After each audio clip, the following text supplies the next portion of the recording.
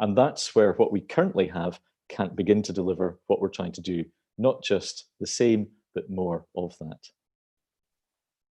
So as I take you through the 4 design principles, this is what became a core part of the brief that we presented and gave to Richard. But they weren't just made up as nice ideas. These are the things that we believe in as an organization. And first of all, clearly the building has to provide what we need, but not just what we need now, but what we need into the future. And therefore, it must provide the quantity and quality of spaces needed by both ourselves, but also all of our partner organizations to achieve our ambitions, to let them achieve their ambitions, and crucially, to allow us to operate sustainably year-round. One of the challenges with the existing building is it becomes more and more difficult to deliver our operations on a sustainable basis. It just becomes more and more expensive to operate a very compromised space. Secondly, we believe passionately that what we do should be for everybody, and it shouldn't be restricted to who you are, whether you've got mobility issues or not, whatever your background is. And the current building, as I've said already, in terms of physical access, is hugely constrained. But emotional access, it's a Georgian church building with a very austere facade. And the number of people I know in Edinburgh who have got no idea that there's even a cinema behind it. We're not allowed to put big banners, posters, anything on the outside because it's a listed building. That also has constrained us how we look to redevelop that site, as we have done in the past. We just can't. So how do we create a space that is welcoming and open, but also is fully accessible internally? And again, so much of our existing building isn't accessible to anybody. And what we're looking to do is every level in this new building is fully accessible, and whether that's for customers or members of staff. So for example, projection boxes in most cinemas are always up a flight of stairs. Here, there will be lift access if people require lift access.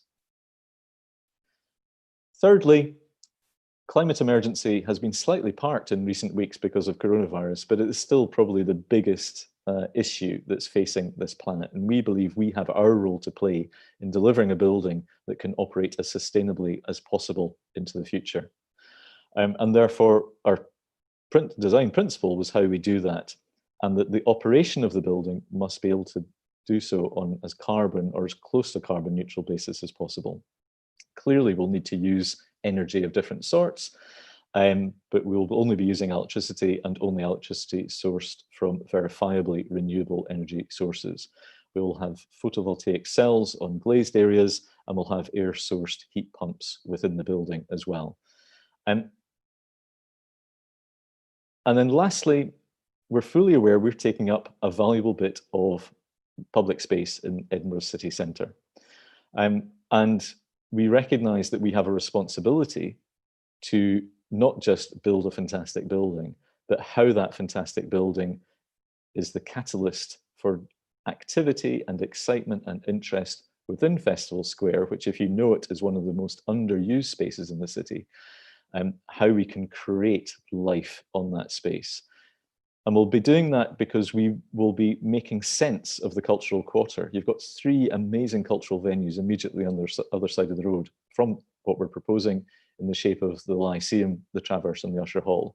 This will be the catalyst that brings them together as a cultural quarter. But also it's how we can get other activity happening within the square.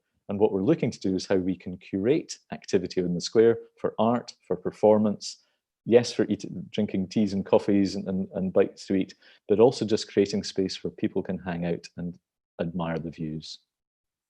So that's what we're trying to achieve. Final thing though is how Filmhouse isn't just a building. Filmhouse is the ethos and values of what we do and how we do it. And what we're not proposing to do is get rid of those. And what we're aiming to do is how we create and take those values and that ethos to this new space. And that's based on independence of spirit, independence of identity, and independence of programming, and all delivered with integrity. Thank you. That's great. Thank you, Ken. Just before we go to Richard, I thought we might have another quick polling moment. So let's have this one. Did you know that the Filmhouse is run by a charity? So you can click on yes or no.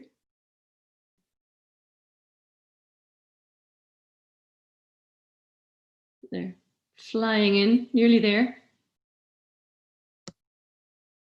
Brilliant. Okay, I'm going to wrap it up there and share the results. So 86% already know that. That's great. The messaging's working, obviously listening.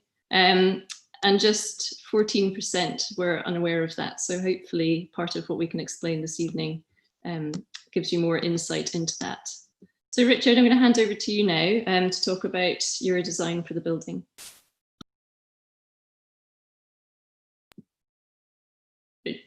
Thank you very much. Good evening, everybody. I'm heard, yes. Could I have the first drawing up, please, Paul? I want to talk about the design of the building. You've probably seen quite a lot already. But before I do that, I want to sort of place it in some sort of cultural context in Edinburgh, in the sense that we do have an idea in European cities that there are sort of general buildings and particular buildings. The general buildings have a certain sort of like housing and offices and shops and things. And then there are special buildings, which are sort of monuments. Historically, those were churches, and then that broadened out a bit to be sort of town halls. And then in Edinburgh's case, for example, the two very obvious railway hotels became sort of battleships in the centre of town. And then more recently, we've got things like the headquarters of the Bank of Scotland, or maybe the conference centre, or what have you. These are special sort of public buildings that stand out. And cultural buildings, of course, are part of that story. And in Edinburgh, we have some particularly fine ones: the National Gallery, the RSA, the Royal Scottish Museum, the Portrait Gallery, etc., etc. And of course, across the road is the Usher Hall. And what we are trying to do is kind of continue that Edinburgh tradition of providing another significant cultural building that stands out on its own. And of course, the opportunity of using Festival Square is particularly interesting because it gives it a sort of setting for a special building, an object building in the square. So we can come back to that theme, if you like, later on.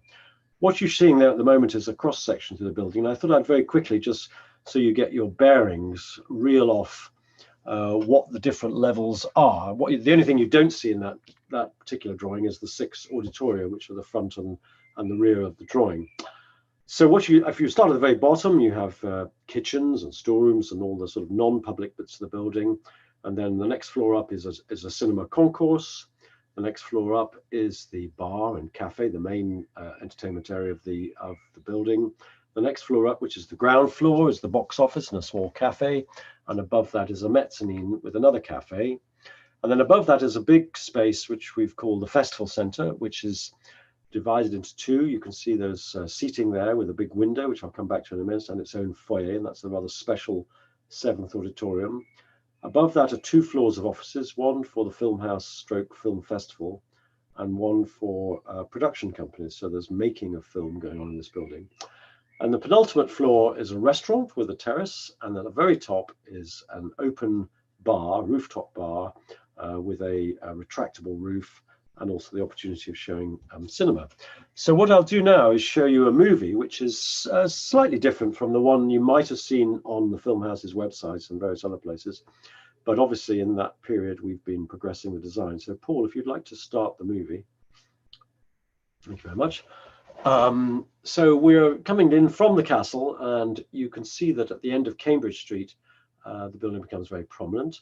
And it starts up a conversation between it, the Usher Hall, and the Sheraton Hotel. It sits slightly asymmetrically in the square to allow the Sheraton Hotel to have a new approach to the front door, but it sits right opposite the main entrance to the Usher Hall, and we imagine people going from one building directly across the road to the other. And then you come into a 3-story social heart of the building, with box office in the far side and cafe and people sitting by the windows. And then upstairs is another cafe at the sort of mezzanine level, looking down on the whole space, which, as you can see in a minute. So we imagine this being the busy place in the building. Of course, the building opens at 9 o'clock in the morning and closes at 1 o'clock in the morning. So this really will be the social heartbeat of the entire place. And That's one of the great reasons for putting it in Festival Square, incidentally, that it will animate the square on a sort of day-long basis. Coming back into the main entrance, and this time we're going straight down. You can see the bar and the cafe on the lower floor immediately you enter, and you can look around there. You can see there's some nominal names of the 6 auditoria on the walls, some Scottish film heroes.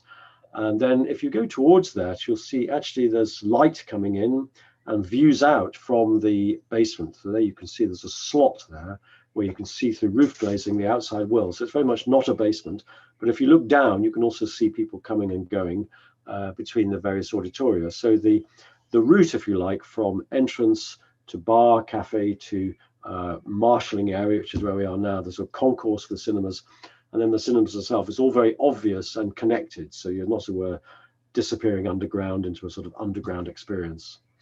This is one of the 2 education spaces, which itself will be divisible, and education, of course, is a very important part of the Filmhouse's activities.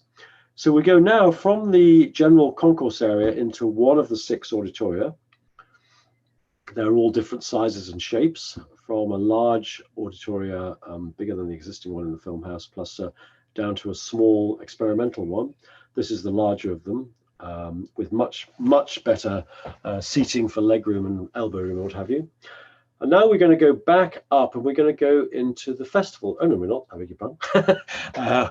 We're going along the side of the building here, looking and getting the sense that the building is transparent, so you can see right the way through from one to the other. So in other words, we're preserving the notion of the square, which itself gets completely re-landscaped, of course, with an object building in it. And at this point, we're making a higher terrace outside the Sheraton Hotel to set off the hotel and to make that a friendly edge to the terrace, to the square. At the top here, we're in the festival centre, and you can see there's a very dramatic window from which you can see the Usher Hall and the castle. And here is the auditorium. And when the film is ready, this window turns into a screen, and you watch the film, and then you revert back to Edinburgh at the end of a film or a presentation or a lecture. This is a special auditorium for special occasions like festival launches or even for hiring out. And it has its own foyer here, as you can see, which is also available as a separate room during the festival for discussions and what have you. We go back into the festival auditorium now, because you can recede all the seats, and it can become a flat floor space where you can have dinners or flat floor events and what have you, again with this spectacular window to the Usher Hall and to the castle. So we think that would be a rather special room in Edinburgh that people would want to hold their functions in, as well as obviously Filmhouse events. Upstairs, you've got 2 pretty well identical floors of offices. And so here you can see there's a main office space, a boardroom with a rather wonderful view, and then offices around the side. And then we're going to flip past the next one and on to the restaurant, a rooftop restaurant, which, unlike any of the others at Edinburgh, has got a 180-degree panoramic view of the entire history of Edinburgh. To the north, you see the New Town and the Firth of Forth. To the east, you see the castle and the Old Town. And to the west, you'll see, to the south rather, you'll see the Victorian part of Edinburgh. So it'll be a spectacular place to have your lunch or your dinner. Like that. And then when you get to the prow, because there is a certain boat-like feeling about this, then you'll see there's a spiral staircase which you can go up, and there's a bar on the roof. Or indeed, you might actually reverse the sequence and go for a pre-dinner drink in the bar, and then come down and have dinner at your table.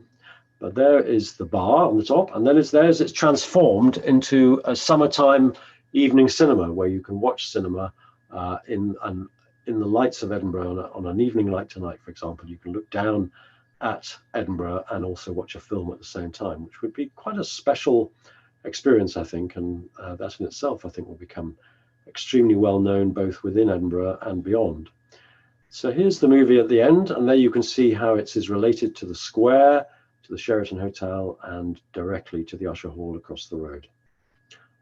Thank you very much. That's great. Thank you, Richard. It's really interesting to get that sense of being in the building and moving around it. Just going to do a quick poll before we go to Fraser. So this time I'm going to ask you, what do you currently think of the Lothian Road area as Edinburgh's cultural quarter? So we've heard Ken and Richard describe the context and the setting of the building in Festival Square. But do you already see that as a cultural quarter?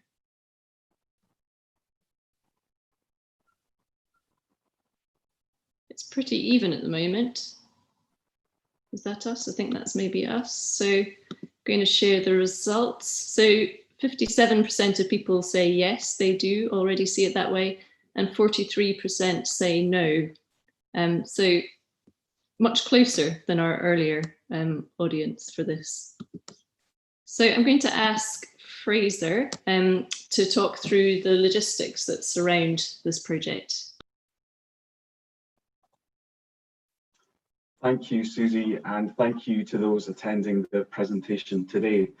Montague Evans provides town planning and property advice to CMI Filmhouse, and have been working as part of a broader team of consultants as we work to develop the proposals with a view to submitting a planning application to the City of Edinburgh Council towards the end of this summer. I will explain a little more of the planning context and planning process associated with the proposed development. There have been ongoing discussions with the City of Edinburgh Council and other key stakeholders in relation to the Filmhouse and its future over a number of years. In recent months, there has been a significant engagement in relation to the existing site of the Filmhouse and its opportunities and constraints, and also the potential for a new home for the Filmhouse at Festival Square. The Council require ultimately to determine any forthcoming planning application in accordance with their development plan, unless material considerations indicate otherwise.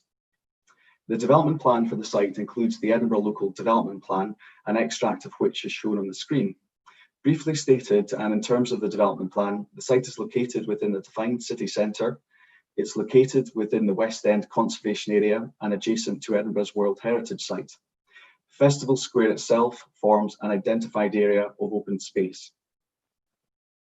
The policies of the local development plan are numerous. Briefly stated, the development plan does seek to support a variety of uses in the city centre, including entertainment and leisure uses. Policy supports comprehensively designed proposals which maximise the potential of a site. They encourage a mix of appropriate uses and they encourage development in accessible locations. They ultimately seek to create activity.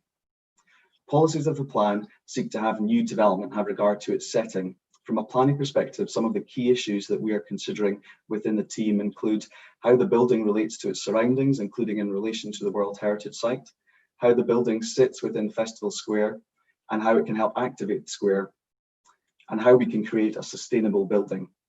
The proposals represent a unique and exciting opportunity for the city. In terms of the planning process so far, as part of the initial stages of consultations, we presented the proposed development to the Urban Design Panel of Edinburgh. The proposed development is of a size and scale that is considered to be a major application in the context of the relevant regulations, and accordingly, in advance of the submission of a formal application, a proposal of application notice was submitted to the Council at the beginning of March this year.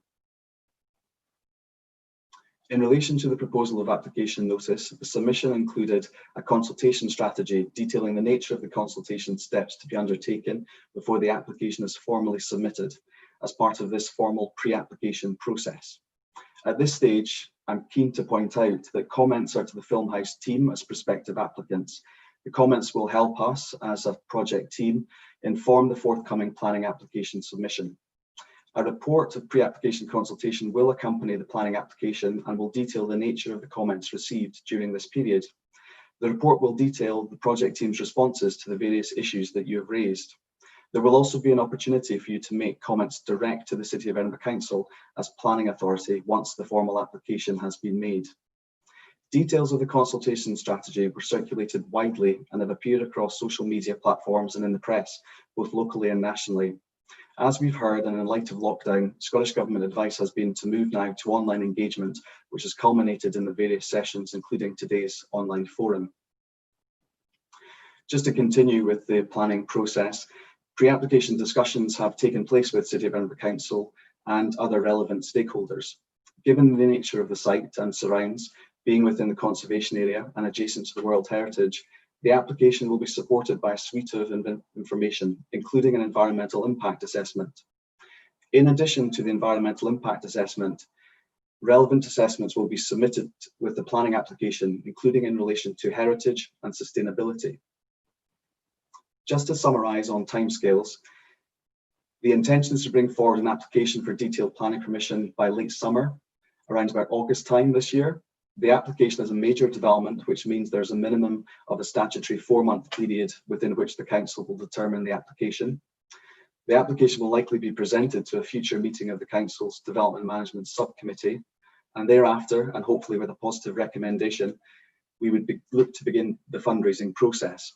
It is envisaged that completion of the project is likely to take up to 5 years. Just to conclude, all comments received at this time are to the Filmhouse project team and will assist us in developing the proposals and going forward.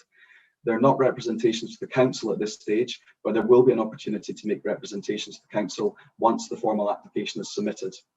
We very much look forward to discussing the proposals with you and continuing to engage as the project moves forward. Thank you. Brilliant. Thank you, Fraser. And thank you, everyone else. I hope that's given you all a bit more of an insight into the project, the vision, ambitions, and design for the new building. Can I remind you that there's a Q&A button at the bottom of your screen. So if you'd like to ask us anything live just now, please type it into that and we'll take your questions as they appear. We have, though, got some questions sent in advance. So I'm going to start by asking the panel one from Max Scratchman, who asks, what guarantee can Filmhouse give that this costly new structure will not evolve into yet another multiplex in order to justify its running cost, excluding the very films which Filmhouse exists to screen? Ken, I think that's for you. Thank you for the question. I think it goes back to what I said earlier on, is that we're not proposing building a multiplex. What we're proposing is a new home for Filmhouse, and taking the ethos and values of the existing Filmhouse and putting them into a building that's actually fit for purpose. So in terms of programming, absolutely, the programming that we currently have within Filmhouse, all the new building will allow us to do is even more of it. So within Filmhouse, we have over 700 different feature films screened each year. We work, as I said, with 20 smaller film festivals, as well as hosting Edinburgh International Film Festival each year. All of those things are constrained on the existing site, in particular in normal years in the autumn time, so from sort of mid-September through to Christmas, we just don't have enough space to put out our own films, as well as to host all the festivals, a lot of whom happen at that point in time. So the absolute guarantee is that this is about creating a space for showing a wider range of films from a wider range of filmmakers, a wider range of countries for a wider audience. And this allows us to do that. There's no, if all we were wanting to do is a multiplex, this isn't the solution, but this is developing a new home for film, a new community for film. That's great. Thank you, Ken. I hope that answers your question, Max. Maureen Nairn has joined us this evening, and he sent in a question in advance, which I'll read out. It's quite a long one, so you may have a pen next to you, make some points. I've raised this issue in the survey, but would like to hear discussion of how the design of the cafe was reached. I visit the Filmhouse Cafe because it is one of the few spaces in the city centre which is usually quiet and can offer space and peace to read, work, or chill out. I note that the new cafe will have slightly increased capacity to the current cafe, and yet you anticipate over double the footfall of people through the new building, with 6 cinemas compared to the current 3. How will the ambience of the cafe be retained, and how can you avoid it becoming a crush bar, as so often found in other arts venues? I think that's the essence of it. Well, I'll start. So the design of the cafe bar, we're fully aware that the cafe bar is the centre of the life of the building. It is the space in many other art centres, but within Filmhouse, where you know that you can be at the heart of the whole activity of the organisation.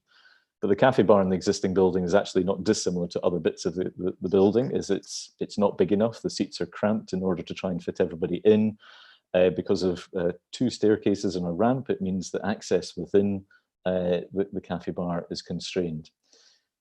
But taking your point of the challenge, if you like, of creating a new space, is how do we take the ambience, that sense that it is one step slightly removed from the street. That's one of the things we've tried to do. We're aware that it's on the way to the cinemas, but crucially, it's its own space. And so in terms of crush bar and circulation space, one of the challenges we've got to the existing building is there is none. The cafe bar it does all of those things and more, or tries to do all of those things and more. Within this space, there's a large concourse at the cinema entrance level, which again will have the opportunity to sell people drinks to take into the films, but that's where the crush bar, that's where the circulation space is for people going into the screens. We haven't done the interior design of any aspect of the building. These are the bare plans, if you like. But one of the things that we have absolutely want to achieve is that those, in some ways, the nooks and crannies, the corners, the spaces that people feel safe in and quiet in, that we can create in the cafe bar. Because we're fully aware that people feel safe. I mean, you said quiet, space to read, things like that, absolutely brilliant. But crucially, people feel safe when they come in. And one of the key things we don't want to lose is that people don't feel safe. And so we will take the base plans that we've got, but then the interior design will come after to hopefully achieve that. Richard, do you want to add anything to that at this stage? You're on mute, Richard. I think in the Filmhouse at the moment, there is one space with our bar. What we have here is in the main space, we have 3 stories of bar cafe space. So I like to think that probably as the thing develops, those 3 different levels will take on a different sort of ambience. So some of them might be reasonably noisy and some of them might be quite quiet. And then I think, as Ken said a minute ago, the circulation space down at the auditorium, for example, within the festival or something, if things get really busy, that we also have a servery there, so we could have other things going on down there. But not to forget, there is a whole floor at the top of the building where there is a restaurant as well. So if you tot up, in fact, we have been criticized by 1 or 2 people in the Edinburgh design panel that there's too much eating and drinking in this building, you know, that it's masquerading as a cinema, but it's actually a sort of eating and drinking emporium. So you can't satisfy everyone. But I think if you tot up all the space that's available, you'll find it is more than commensurate with the increase in the number of people who will be using the building. Super. Maury actually had a second question about the rooftop performance space. I think I can remember the night that he must have submitted this question on. It says, as I write this in mid-June, I have 10 meters of visibility outside and it is about 10 degrees. Thankfully not tonight. Can you realistically envision an open air space being functional throughout the year on the roof of a building in Edinburgh? Are there many precedents for this in central Edinburgh? Richard?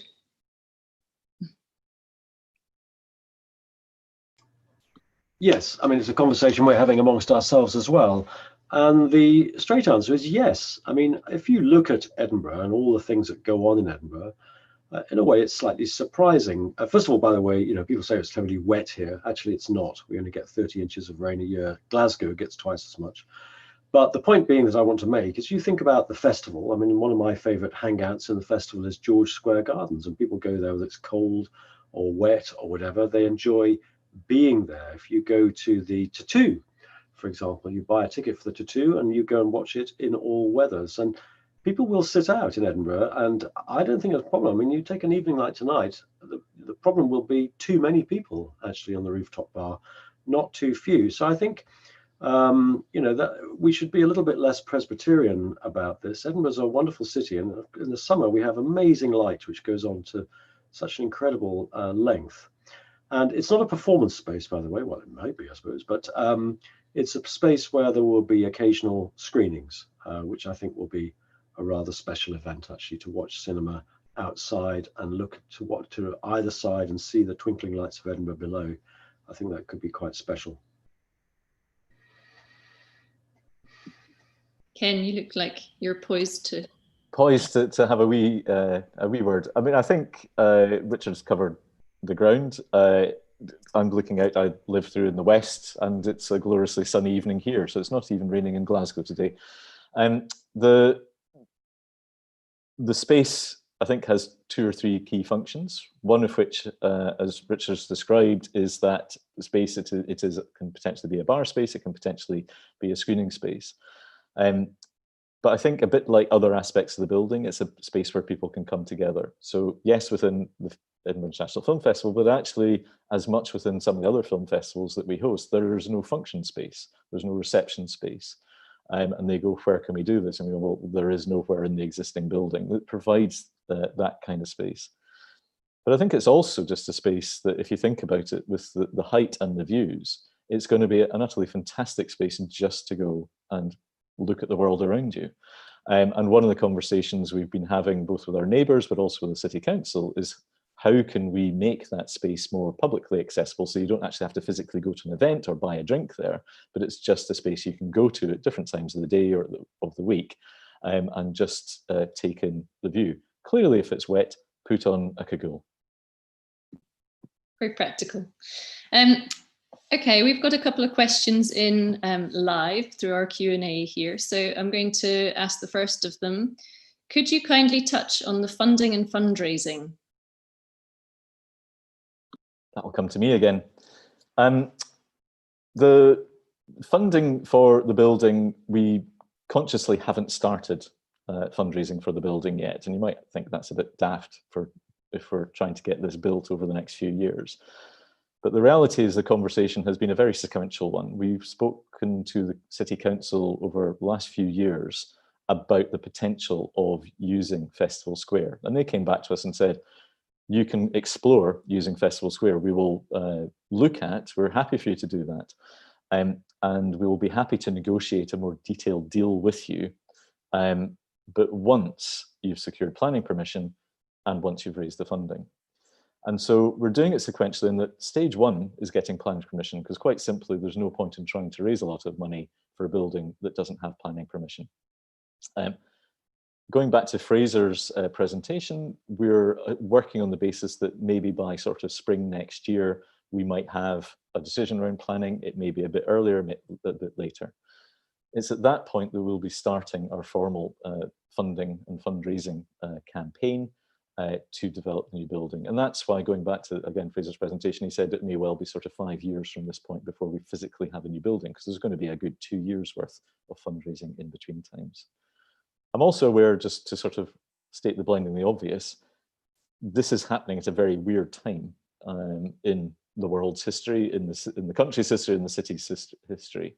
And the concept of spending almost any money on something that isn't absolutely core just to the basics of life might seem very strange. But it does go back to something Richard has said at different times, both this evening, but in other forum, is that Edinburgh has succeeded as a city because it's taken chances. Where it's taken the biggest chances, it's succeeded most. And you have a whole raft of fantastic buildings and developments across the city, developed over several hundred years, that had folk not taken a chance, probably at completely the wrong time at that particular moment to do it, then we wouldn't have the city that we know and love now. So my view is, if we wait for the right time, I'll be long dead, and therefore now is the right time. Let us crack on with it. Great, thank you. We've got a question from Alistair and Mari, who say, the promotional picture of the new building suggests large advertising screens on the outside of the building. Personally, we do not feel that that is in keeping with the surroundings, or indeed Edinburgh generally. But specifically, has the environmental impact of such screens been taken into account, both the energy use and the light pollution impact? Richard? Yeah, I'll have a go at that one. Thank you for that. First of all, just to go backwards, in terms of energy impact, they're very low energy because they all use LED lights these days. So I wouldn't be too concerned about the amount of energy they have. In terms of the historic part of Edinburgh and what have you, I mean, the interesting thing about Festival Square is that it isn't really very historic, is it? It's basically all built in the 80s and the 90s, and there are 3 buildings there, which are offices and hotels.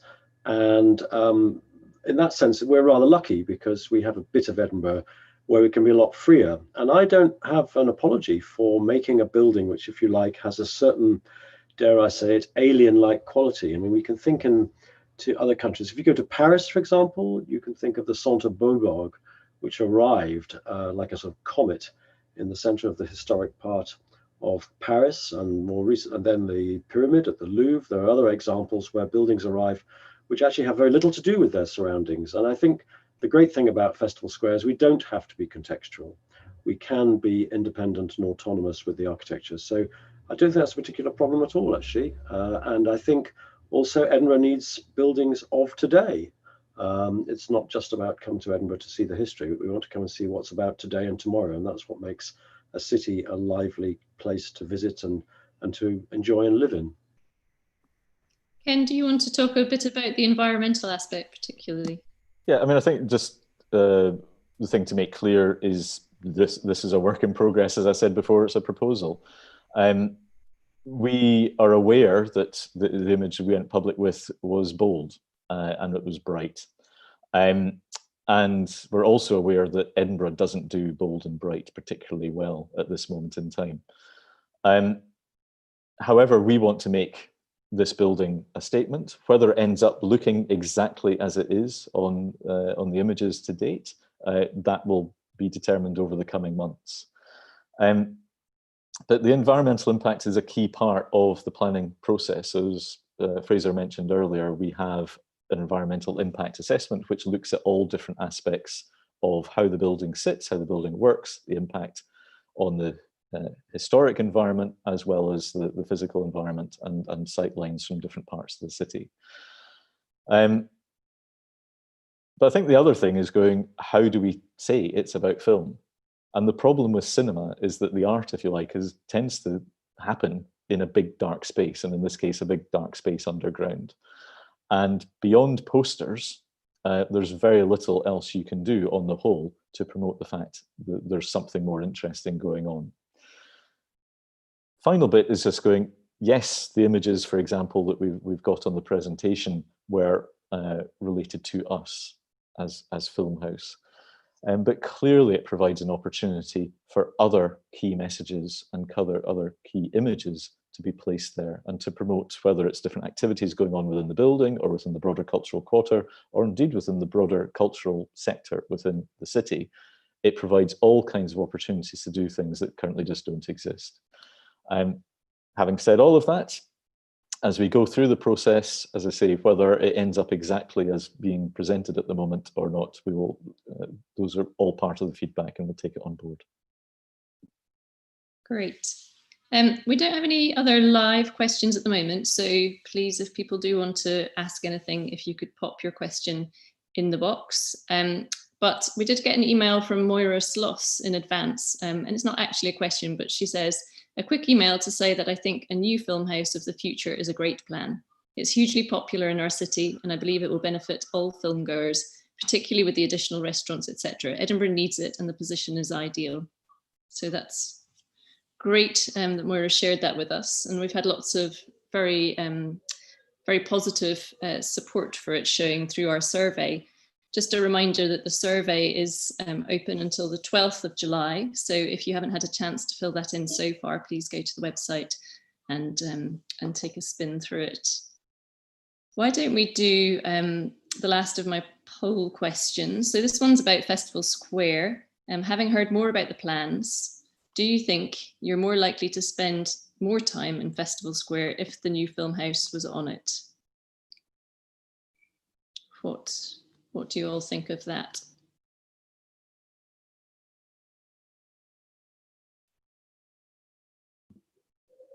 That's good. We're about half of the votes in.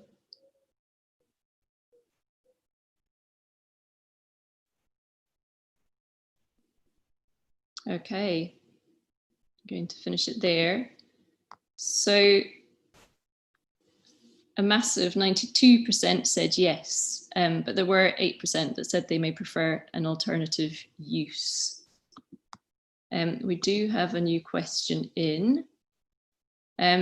So I'll share that with you. Which other organizations and businesses have you consulted with to come to these designs?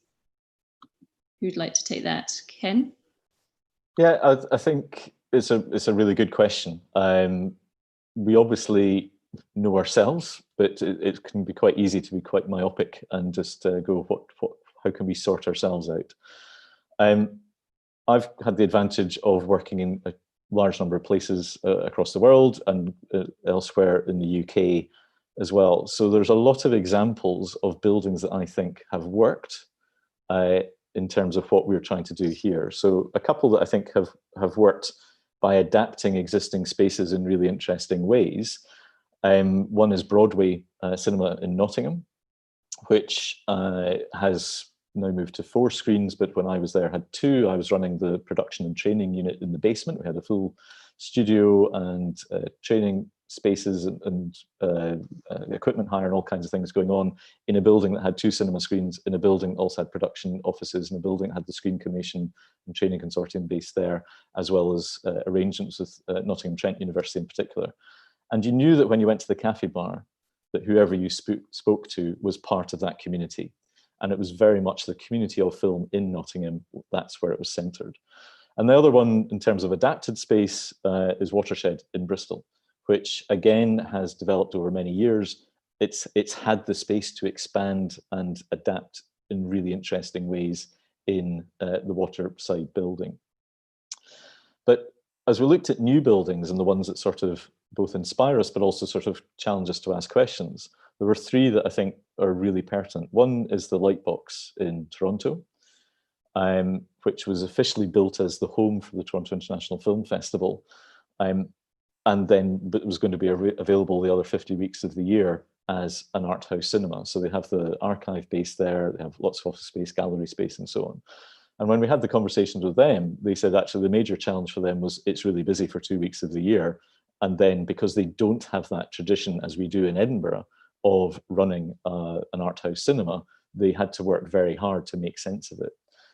The 2 where it's worked brilliantly, both in terms of buildings and in terms of relationship with their cities and with their citizens. One is Home in Manchester, which Richard and I went to visit last autumn.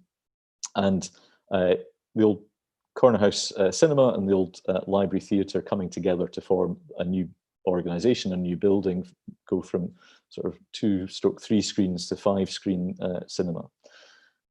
On the one hand, utterly brilliant space, but some really important lessons as well. My comment about projection boxes always being up a flight of stairs.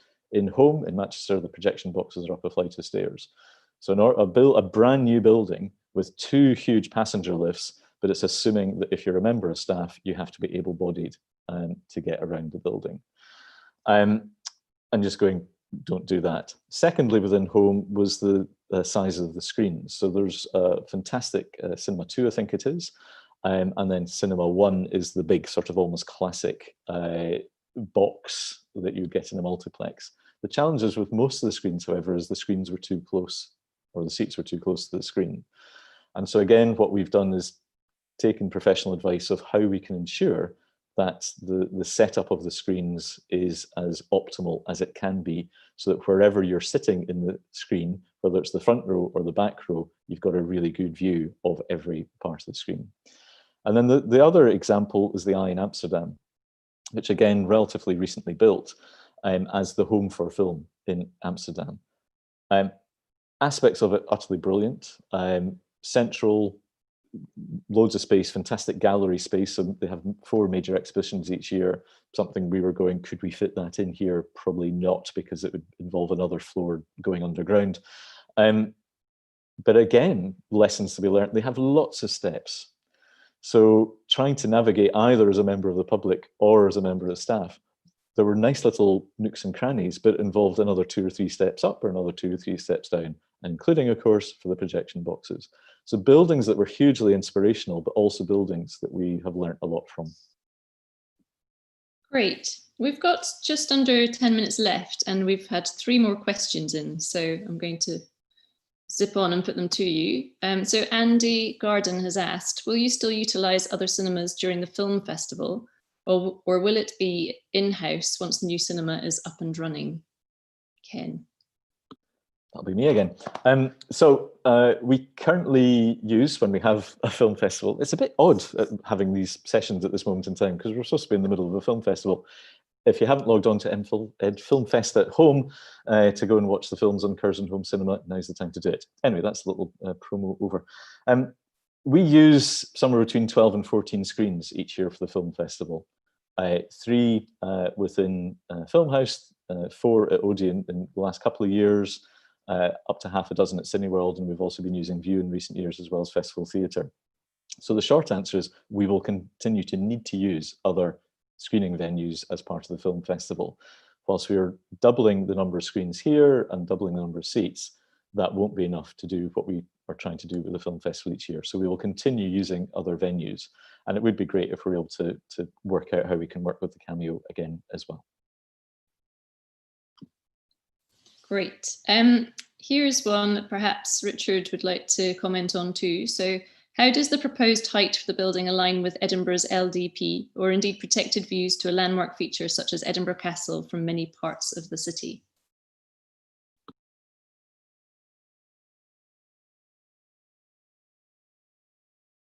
Height is a very emotional issue in Edinburgh, as I'm sure everyone's aware.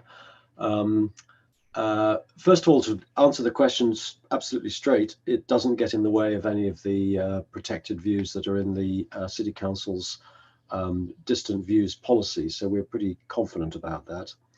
But if I can sort of be a little bit provocative, if it had, I would not be apologetic, because, for example, if I was building a cathedral on this site, nobody would say, well, I think that cathedral is too high, because they would expect a cathedral to rise above the level of the generality of the buildings round about. And when St Mary's Cathedral was built, for example, I'm sure somebody lost their view of the castle, but it's that's a price kind of probably worth paying. So I think this is a major cultural building in Edinburgh, and if it does rise above the generality of the other buildings, then so be it, and that's how it should actually be, because we want to, as I said at the very beginning, we want the idea of history to be a continuity, not something that's just simply, Edinburgh's finished, as it were. It needs to be something that carries on, and buildings have added themselves to the skyline all the way through the city's history. And I suppose probably the most recent one, not a building I particularly like very much, is the conference centre. And I mean, there is this new hotel, which is definitely a building I don't very like,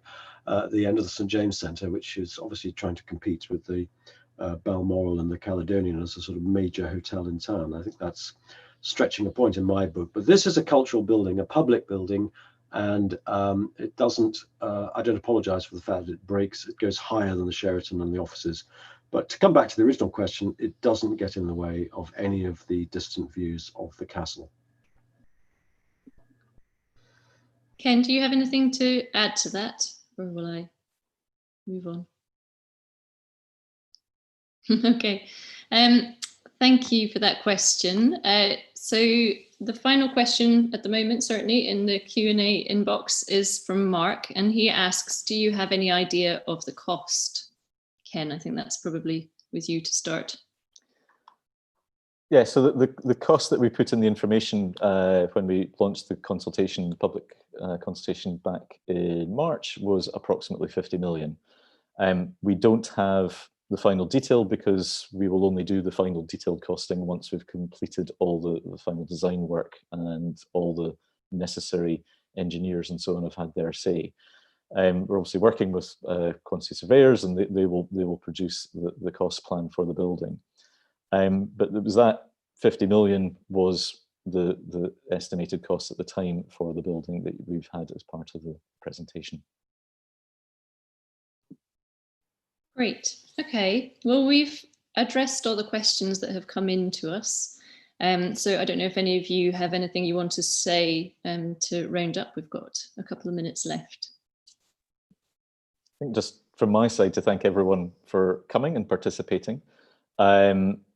It's a weird situation, this, and we would so much have preferred to meet you face to face and have a proper discussion. if you're wanting to get in touch with us at all, then you can get in touch through the survey, but also in contact with us through email if you have a specific question. I think the thing I just to emphasize is this is primarily for the citizens of Edinburgh. This development, yes, there'll be festival activity, and when I say festival activity, film festival activity, Edinburgh International Film Festival, other film festivals. Primarily, the audiences who come to those festivals are from Edinburgh. So for the Edinburgh International Film Festival, it's 70% of the audience is from Edinburgh. But for the bulk of the year, it's 85, 90% of audiences are coming to the existing Filmhouse from the city of Edinburgh. Where we're constrained is that we would love it to be more. We would love to reach a broader range of audiences. We would love to do more school screenings. We'd love to do more activity working with different communities across the city. We'd also just love the ability to be able to host organizations and people. Richard mentioned the offices as being for production companies. There is much for film education organizations, film festival curators, and just folk working in the film and screen sector. So again, going back to that bit about it becomes the community. So whoever you bump into, you're an audience member, you're a maker, you're an understander, you're a teacher, you're an archivist, you're just someone who is part of that, of a family, of a community. And our job is to deliver it. Our job is to deliver that vehicle that can make all of those things possible. So thank you. Brilliant. Well, thank you, Ken, Fraser and Richard for your time this evening. And thank you everyone for joining us and staying with us through this hour-long session. I hope it's been useful. And as Ken says, there are ways to get in touch and to give us further feedback through the survey or through email. All the information can be found on the website. And as I mentioned earlier, the consultation is live until the 12th of July. So please do get in touch if you haven't already. We have 2 of these sessions tomorrow at 10 a.m. and 4 p.m. So if there's anybody that you know that may not have clocked the opportunity and you think might value it, please do pass on the information and let them know that those are happening. The full details are on the website. So I think that's it from us. It's a sunny evening. I think we should probably get out and get some air. Thank you very much, everyone, for joining us. Bye-bye.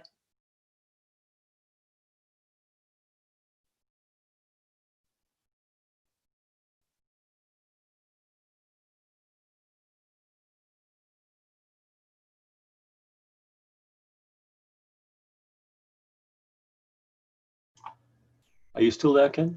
Or have you disappeared?